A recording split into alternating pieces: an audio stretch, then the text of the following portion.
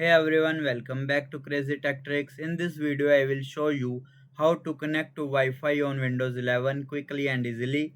Just follow these simple steps.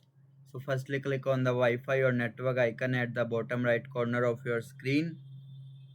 Then click on the arrow to open Wi-Fi settings. Now select the Wi-Fi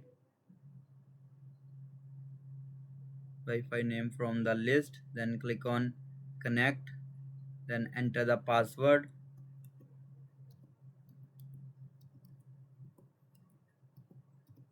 Then click on next. Here you will see checking network requirements and your Wi-Fi is connected successfully. And that's it. This is how you can connect to Wi-Fi on Windows 11 easily. If this video helped you, make sure to like the video and subscribe for more easy tech tutorials.